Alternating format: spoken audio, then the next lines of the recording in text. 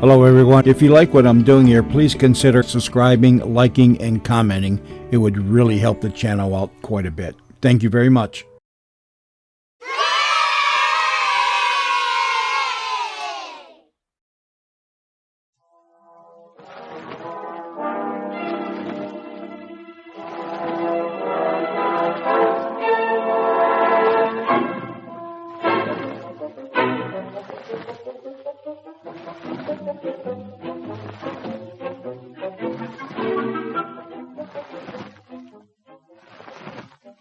The Adventures of PC-49 by Alan Spank, being another incident in the career of Police Constable Archibald Barclay Willoughby, with Brian Reese, Joy Shelton, and Leslie Perrins. This week's adventure, The Case of the Lone Wolf.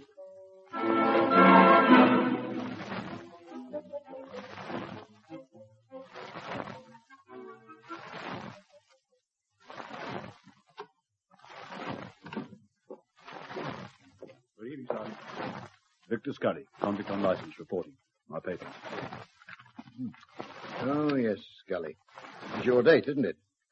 Pass me that book, will you, Constable? Coming up, Sergeant. Your ticket's just about run out, hasn't it, Scully? It expires tonight, Sergeant. From midnight on, I'm not a ticket of leave man anymore. This is the last time you'll see me. The book, Sergeant. Right.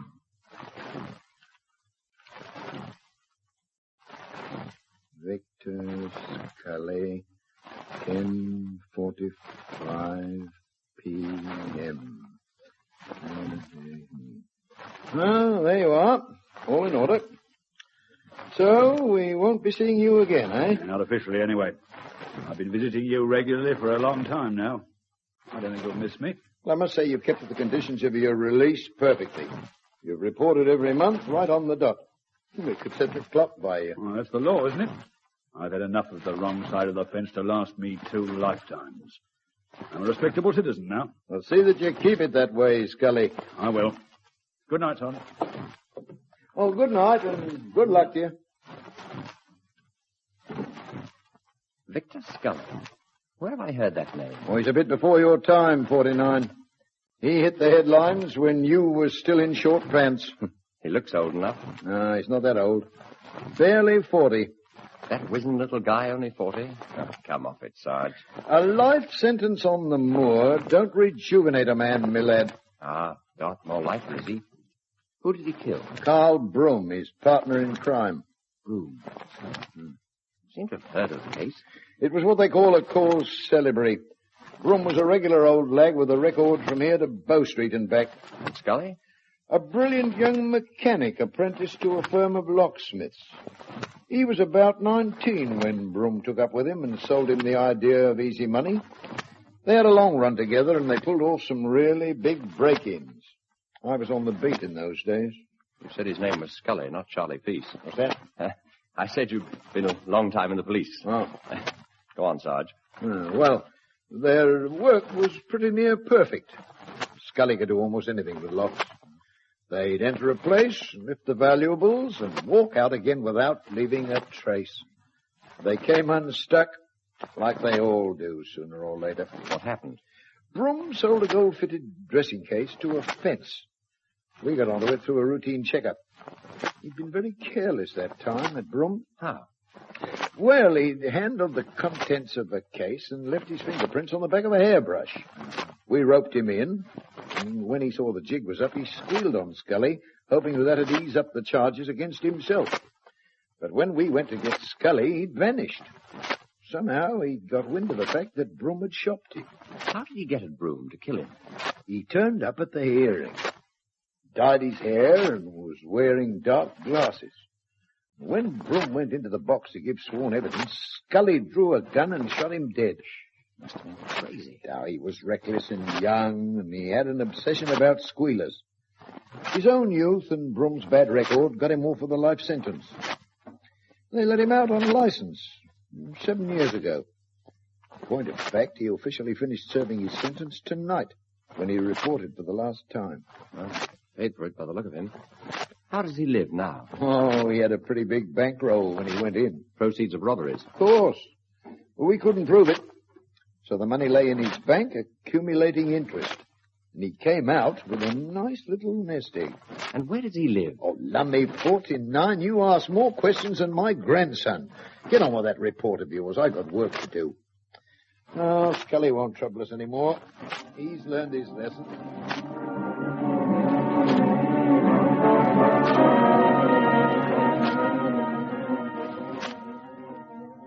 Just on midnight, Herbie. Scully should be here any time now. Yeah, the old boy should be pleased. There's a nice packet of stuff here, China. Don't I know it. We was dead lucky to get on a Scully. Yeah, and he's taught us plenty. I wonder what we'll get for this lot. Not much short of 6,000 nicker, I reckon. That'll be 2,000 each. Scully's straight up when it comes to the split. He's paying out on that first job tonight. We'd be stinking rich, Herbie. 5,000 quid apiece, including this lot. And no bother, thanks to the way Scully plans it. Oh, he's got brains, all right. 5,000 Jimmy O'Gobbins. Well, we ain't had that much in 10 years of grafting. Yeah, we're on a good thing at last. Hey, there's Scully now. Go down and let him in, China. Okay. Here. Don't you start monkeying around with that jewellery, my boy. I've got every item listed. There's a fine way to talk, as if I'd twist you. As if you wouldn't.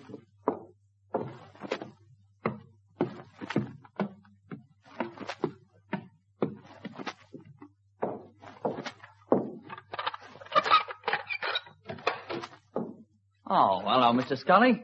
Well, everything went fine. Get inside and shut this door. I don't want to be seen here. No need to worry. Everything's Jake, I tell you. Where's Herbie? Upstairs. Come on.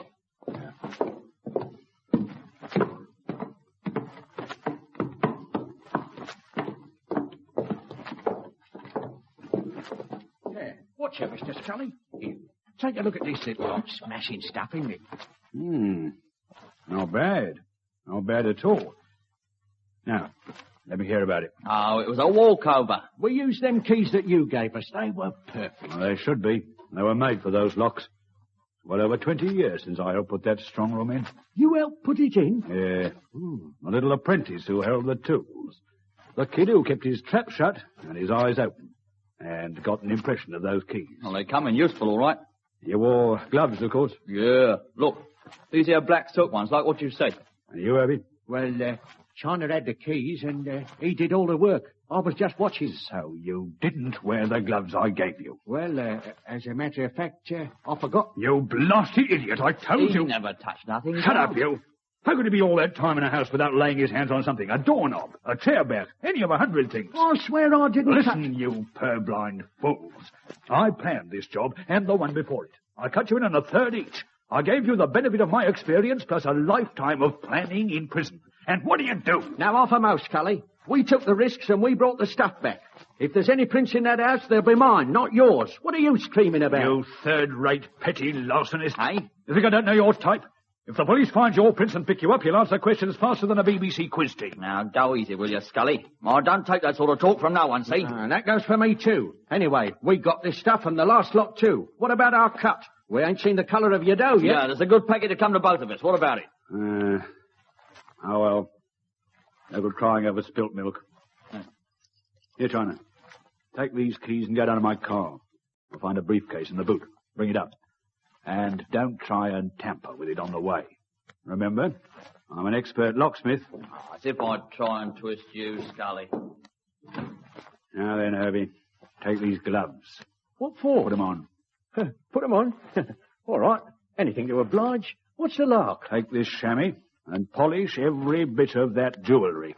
I'm taking it with me, and I don't want any prints on this lot. You seem very worried about my fingerprints. Another man's prints cost me 14 years of my liberty once. Ah, okay. But I take me oath I never laid me hands on anything in that house. Good. But it's best to make sure. That's why I always wear gloves. Here. That was Bloom you was talking about a minute ago, wasn't it? The bloke that you knocked off in court. Yes. With a gun. But a knife's just as efficient. What's that? Ah! And a lot quieter, too. Oh! Sucker. Well, there's no car down there. Of course, strike the light. Hey, what's up with Herbie? Why, you murdering swine. Keep still, China. Yes, I gave Herbie a dose of cold steel because he was careless. Here, put that gun somewhere else, will you? You ain't gonna... Oh, yes, I am. But you can't. Herbie's wearing gloves. I'm wearing gloves. You're wearing gloves. No fingerprints on that knife. No prints on this gun. A knife in Herbie and a couple of slugs in you. No. A few odd bits of jewellery left here. What'll the coppers think? A brace of small-time crooks get too big for their records and try their hands at a high-class job. But Scully, They fall out over the swag. China knives Herbie. Herbie pulls out a gun and slugs China. Poetic justice, the coroner will call it. You wouldn't do it, Scully. I did it to Brum 21 years ago. And there's another bit of evidence lying on the floor there. You're mad. You're mad, they're not. Maybe, but not so mad as to risk my liberty on the gabby tongues of two cheap little thugs. You meant to knock us off all the time? Exactly. You served your purpose. The stuff you lifted will be worth £15,000 to me. There's plenty more second-rate teams I can pick up. If you'd have lived, China, here's a piece of advice that would have been of great value to you. Never leave yourself in the power of another man's tongue. Play the lone hand.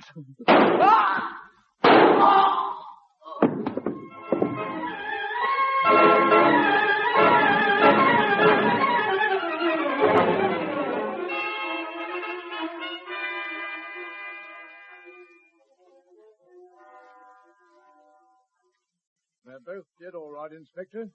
One shot and the other stabbed. Yeah. What time was it when you heard those shots, Constable? Exactly 17 minutes past midnight, Inspector. I just completed my turn of duty, assisting the station officer, and was proceeding in a westerly direction along Overton Street when my attention was Keep attracted... it short, 49. You're not in the witness box now. Yes, Sarge. Well, briefly, sir. I was nipping off home after duty when I heard the pistol shots. I couldn't be sure where they came from, so I scouted around a bit and found the back door of this place open. 34 Overton Street, this is. I came upstairs and found China Clay and Herbie Baxter both dead. There was a gun in Baxter's hand and a knife stuck through his gizzard. I came straight out and phoned the station. Yeah. Well, we can cross both these birds off the records, right? They won't be troubling us again. These few bits of jewellery definitely tally with the stuff lifted from Cardew Court last night. What puzzles me, sir, is that neither of these two ever flew so high before. Bag snatching or very petty hoisting was more in their line. And my theory is... Quiet, Constable. Yes, sir. I don't like the look of this, right? Why are they both wearing gloves? Even if they wore them during the Cardew Court job, why did they keep them on when they came back here? It's not natural. And further, where's the rest of the swag? They probably disposed of it to a fence immediately. These pieces have very little value. Mostly what they call costume jewellery, semi-precious stones, hardly worth breaking up. A receiver wouldn't be interested. If they'd seen a fence, they ought to have money on them. I can't see these two have worked together for so long, killing one another over this junk. It looks as if they murdered each other, but we can't rule out the possibility of a third party doing them both in and getting away with the swag. I agree, sir. But I'll give a shade of odds that the coroner's court will take the evidence on its face value. And my theory is... Will you be quiet, 49? Yes, sir. We're concerned with facts, not theories. I think you're right, Sergeant. There's nothing yet to indicate the presence of a third party, beyond, of course, the absence of money and the rest of the jewellery. As you say, the coroner's court will probably settle it on the visible evidence. But I don't feel happy about it at all. Nor I, sir. I have a theory, sir. Oh, 49, will you go home? Yes, sir. Going, sir. And take your theory with you. Yes, Sarge. I've gone. Right, sir.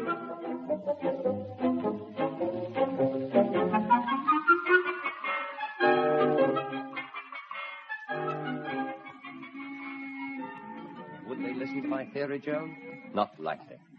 I'm just a common copper with no brains. They just brushed me off. What is this wonderful theory of yours, darling? Actually, it's the same as Inspector Wilson's. That somebody else killed those two crooks and fixed it up to look as though they'd murdered each other. Could be. Apparently the coroner thought otherwise. The paper said that Clay stabbed Baxter and that Baxter shot Clay. Poetic justice, he called it. Anyway, it's not your pigeon. If Wilson and Wright have any suspicions, they'll keep on plugging away until they find the answer. I guess you're right. How much longer have I got to carry this shopping basket, darling? Patience, sweetheart. Only one more call. Right here at the Bon Marché. You coming in? Not likely. What do I want at a lady's draper's? I'll wait here at the door. Okay. Shan't be long. I've heard that before, too. Do hurry, Joan.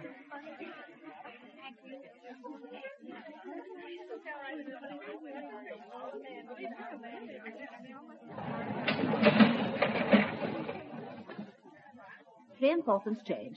Thank you, madam. Good morning.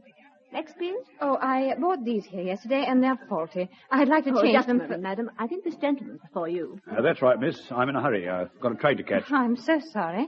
I want some gloves, miss. Black silk gloves.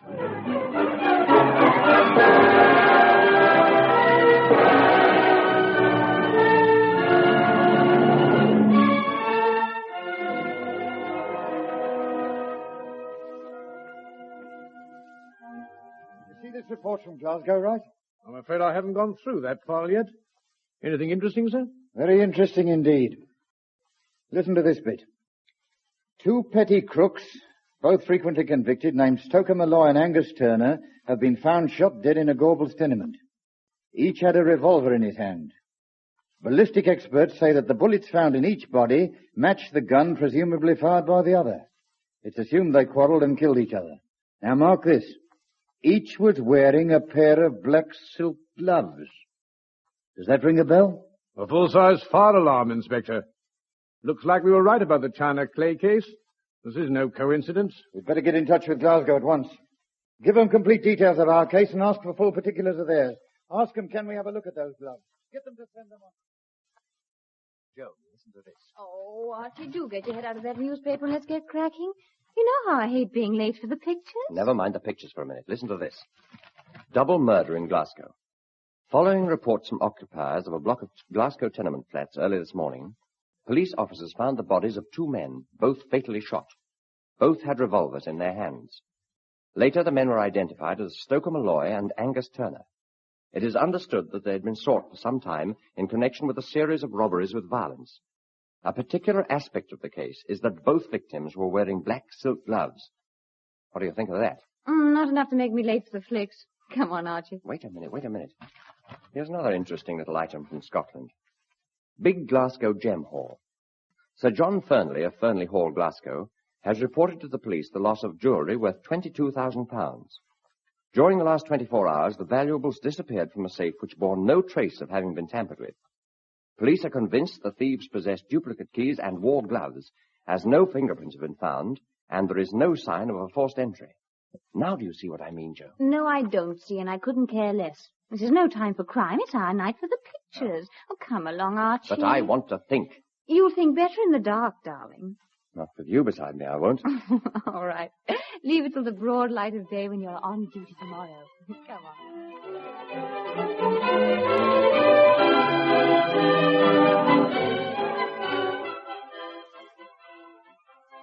Good morning, Sergeant. Hello there, 49. Oh, drop this packet into Inspector Wilson before you go out, will you? It's urgent. Okay, Sergeant.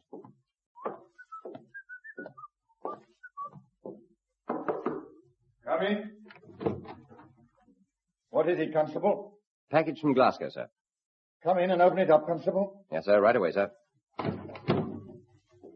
This'll be those gloves from Glasgow, right? Have you got the others there? Right here in this drawer, sir. Yes, sir. Here we are. This was the pair worn by China Clay, and these were found on Baxter. Here you are, sir. Contents of the parcel. 2 pairs of gloves. Yeah. They're identical, all right. Look at these, Sergeant. Yes, common type. Won't be easy to trace these back to the store that sold them. There's a report here, too, sir. Good, let's have it. In response to your request for the exhibits... Put those gloves down, 49. What do you think you're doing? Sorry, Sergeant. Just having a look. I rather think, sir... For Pete's sake, get out, Constable. Yes, sir. Going, sir, right away. Here, where are you going with those gloves? Are you out of your senses, Constable? Put those gloves back on my desk. Oh, I'm very sorry, sir. I wasn't thinking. Morning, all. What the devil's got into him? Still aspiring to plainclothes duty, I suppose. Now then, let's have a good look at these things. Yeah. Button top missing on this one. Left-hand middle button. Now I wonder if there's any hope of They just won't give me a chance, Joe. I was only looking at the gloves. I wasn't doing any harm. Why, they hadn't even noticed that a button top was missing from one of them. That might be a vital clue. Button top missing? Yeah. Button top missing? Which hand? Left. There were 3 buttons. And the center one had the top off. They were black silk gloves, size 6.5. Oh, I wouldn't know about the size. Remember, they'd been stretched out of shape on the hand of one of those Glasgow thugs. And if... Wait a minute. How did you know it was the middle button? The long arm of coincidence, Archie. I wonder if it's too long for those gloves. Now, stop talking fancy, darling. Mine's a plain brain. Listen, Copper Boy. Do you remember last Wednesday when I took you shopping? And messed up my day off? What of it? You waited for me outside the Bon Marché. I waited, all right. Was you going to buy the shop? Well, I wasn't. I was changing a pair of gloves. Remarkable. You were changing a pair of gloves. So what? I'll tell you what. They were black silk gloves. And, hold your helmet on, darling, the top of the middle button on the left-hand glove was missing. That's why I took them back. Coincidence, darling, pure coincidence. Glasgow's a long way from London, and there's more than one pair of gloves with the same button missing. Wait, there's more to come. While I was arguing with the salesgirl about exchanging them, there was a little old man at the counter, too. He wanted black silk gloves. He said he'd take my pair. He didn't seem to mind the button was missing. I still say it's coincidence. He bought 2 pairs. It still might be... Wait a minute, though. Go on. He said he was in a hurry because he had a train to catch. And listen to this, Sherlock. I think you'll find that was about half an hour before the Scottish Express pulled out from Euston. My sacred sergeant. What sort of a little man was he? About 5'7", a mop of grey hair. With a yellowish face, dressed in a dark grey flannel suit, double-breasted. Tan shoes and a tweed cap. Furtive sort of guy, walked with one shoulder hunched higher than the other. That's him. But how do you know? Because I saw him coming out of the Bon Marché. I marked him because I'd seen him only 2 nights before. Oh, but where? And why notice him particularly? Because he was a convict on license, reporting for the last time. Convict? Who'd served a life sentence on Dartmoor for murder. Holy mackerel. And he's an expert locksmith. He's a maniac about squealers. He went up... Listen to this, Joan. He went up for a life sentence because of another man's fingerprints. Where are you going, darling? Button. Who's got the button? What on earth are you raving about? I want the answer to a question I asked the station officer a week ago. Such as? Where does Victor Scully live?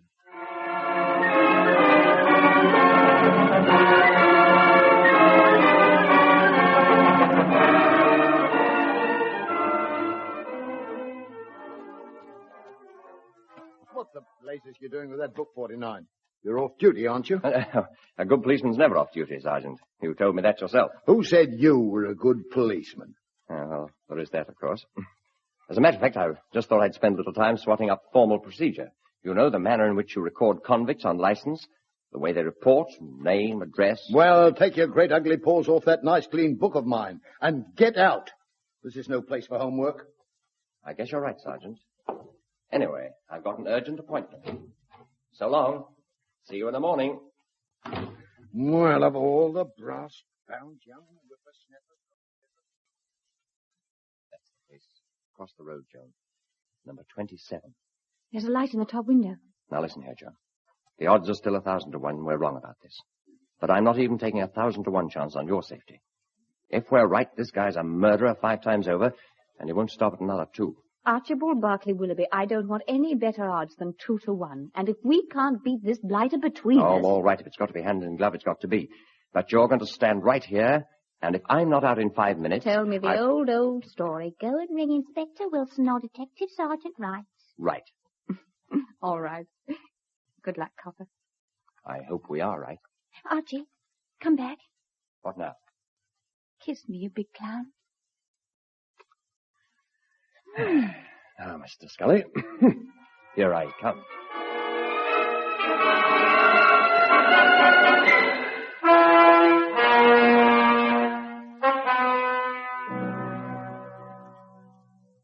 Scully's our man, all right, Inspector? No doubt about it.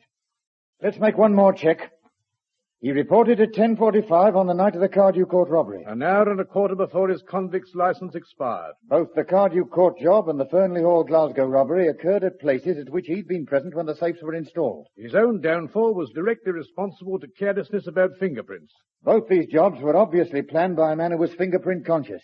Scully was seen drinking in the company of both Clay and Baxter on the day before the Cardew Court job. The man answering Scully's description bought a first-class return for Glasgow 24 hours before the Fernley Hall break-in. All circumstantial. But good enough for us to pick him up on a holding charge. What did you say the address was? 27 Rock Street, sir. Come on then, let's get him.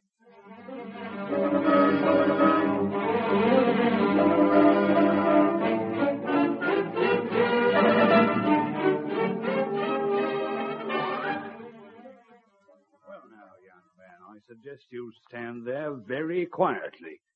True, I've no license for this gun, but the most the magistrate can find me is insignificant. You know you're making an awful hullabaloo about nothing, sir. I merely made a mistake and came into the wrong house. Then why the window? Are you allergic to doors? Well, you see, it's... I see a great deal, young man. I see a police constable who was on duty at the Primrose Hill station the last night I reported at the conclusion of a life sentence for murder. Oh, wait a minute, you've got it all wrong. No, I've got it right, Constable. Somewhere I've made a mistake. Somewhere I've left behind a trace that set the bloodhounds sniffing on my trail again. Well, no man has 2 lifetimes, Constable. I've served a life sentence for murder. Anything comes easy with practice. All right, Scully. I am a police officer. I'm taking you into custody in connection with the murders of China Clay and Herbie Baxter. And Stoker Molloy and Angus Turner, that's 5, if you can remember as far back as Broome. And in 10 seconds, Constable, it's going to be 6. No, 14 seconds. 1 for every year they made me serve for a mongrel who never deserved to live in the first place.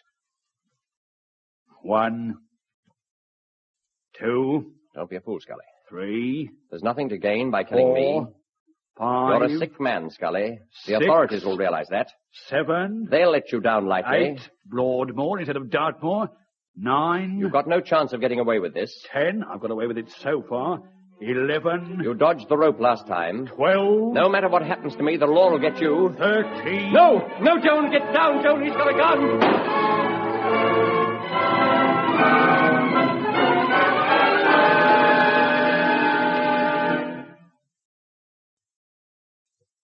All the incredibly stupid, irresponsible, idiotic, unmitigated fools, you, PC-49, take the hand-engraved Bulgarian biscuit. And if it wasn't for that gunshot in your arm, Miss Carr, I'd say you ran a dead heat for those dubious honors.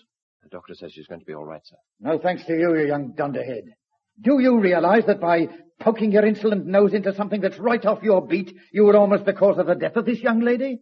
Oh, please, sir, don't. If you'd only realize, young fellow, that the law works in its own time, you'd have saved Miss Carr a bullet hole in the shoulder, and Inspector Wilson and myself a devil of a lot of trouble. Aye, play fair, Inspector. Half a minute, Sergeant. Scully was on the way out when Archie went in. By the time you arrived, he'd have got clean away. And Archie did him up properly after he'd shot me. Give Archie some credit. If I had the power, I'd give him 6 months without the option. 12 months? Risking our Miss Carr like that? You both seem to have missed the most significant point of the lot. And what's that? If I hadn't gone in and tackled Scully from behind, he'd have shot Archie. And then how would your police force have coped with crime? Well, I'll be... And me too, sir.